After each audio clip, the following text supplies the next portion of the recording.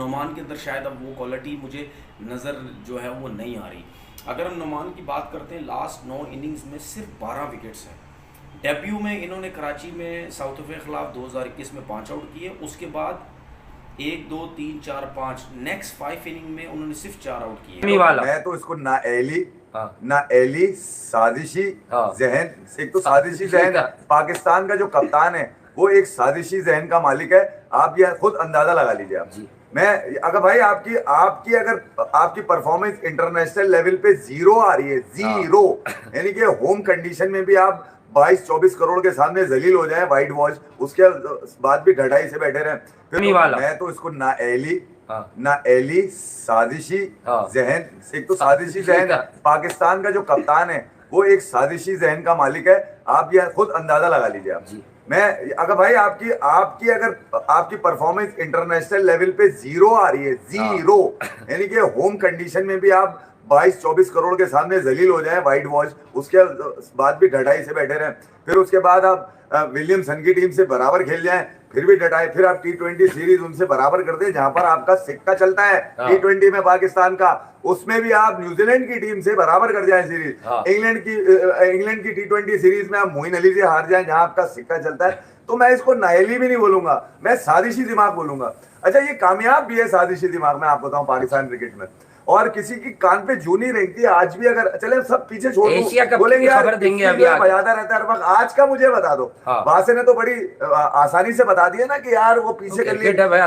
अबे भाई तेरे पास है ही नहीं, तेरे पास दिमाग, तेरे पास सिर्फ बल्ला है और बैटिंग है, बस जो तू कर रहा है। इनको बताओ, बाकी तो तुझे कुछ आता ही नहीं है ना यार, कुछ है ही नहीं, पता ही नहीं है। T20 में कई दफा एक्सपोज हो चुका है ये, ओडीआई में कई दफा एक्सपोज हो चुका है। ओडीआई में तो ये उस टीम से वाइट वॉश हुआ जो इंग्लैंड की अपनी टीम नहीं थी, जिनके माँ बाप अपने बच्चों को ढूंढ रहे थे कोरोना के टाइम पे कि हमारे बच्चे कौन उठा के लेके चला गया। फिर होकले ने बताया उनको कि भाई ये इंग्लैंड की टीम से खेल रहे, पाकिस्तान की टीम आई है, बाबर इतना ग्रेट आया हुआ, उसके खिलाफ इनको खिला रहा है, तो ये उनसे भी वाइट वॉश हो गया था ओडीआई का। एक और बात ये कह रहा हूँ, ये लानतें कोई इसकी अपनी नहीं, पुरानी आ रही चली आ रही है। नहीं पर्सनल छोड़ दे, मैं सिर्फ ये कह रहा हूँ कि अरे बात से मैं सिर्फ ये कह रहा हूँ कि यार किसको मजा आएगा, आप किसको समझाने की कोशिश करते हैं कि यार हमें ये करना चाहिए था, हमें ये करना चाहिए था। हम कब तक इस लानत के साथ जुड़े रहेंगे जिसके पास जीत नाम की कोई चीज है ही नहीं सिवाय उसके। भाई मैं हमेशा से कहता हूं वो रन मारेगा, वो उसको आता ही खेलना है, उसके आता ही नहीं, उसको पाकिस्तानियों के जज्बात से भी खेलना आता है, ये प्रूवन है। मैं पहले सवाल करना चाह रहा था, आपने रद्द कर दिया, तो अब मैं उस पर तज्जिया कर देता हूं। एक झूठा कप्तान, बाबर को दो चीजों से प्यार है, ये हेड कोच ग्रैंड ब्रेडमैन आ गया, कह रहा है पाकिस्तान के सारे बॉलर चैंपियन है। अबे लानत है तेरे में,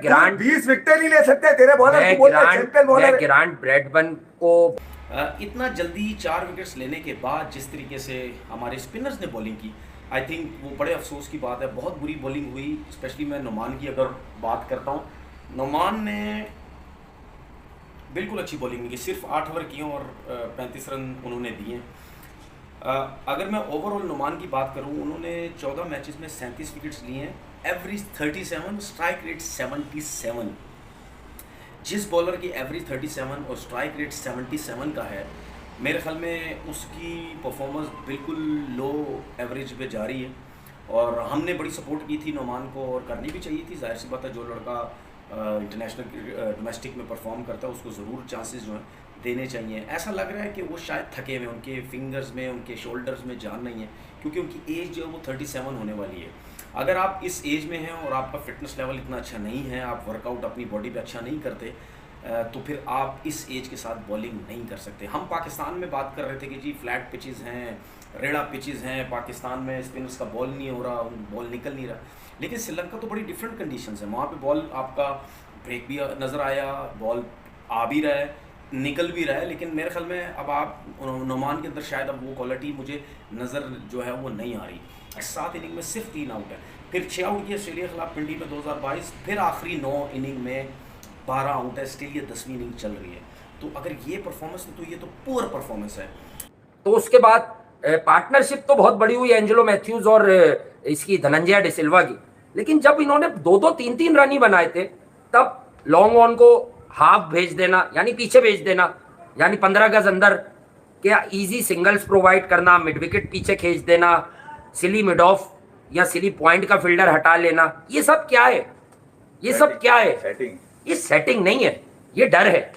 ये खौफ है, ये खौफ है, ये हार का खौफ है, या ये वो खौफ है कि अब श्रीलंका की 4 विकेटें गिर गई, ये धनंजय डिसिल्वा तेज बैटिंग करता है, इसका पता था इन्हें, क्योंकि पाकिस्तान पे इसने पहले भी 2 सेंचुरियां की हुई है ना, आखिरी सीजन में भी की हुई है बॉल में, तो ये पता था ये अग्रेसर है, ये ऊपर से मारेगा। तो आपने 52-54 पर 4 आउट करके ऊपर से मारने के खौफ में फील्ड को फैला दिया, जिसका सीधा फायदा श्रीलंका को और सीधा नुकसान हमें हो गया।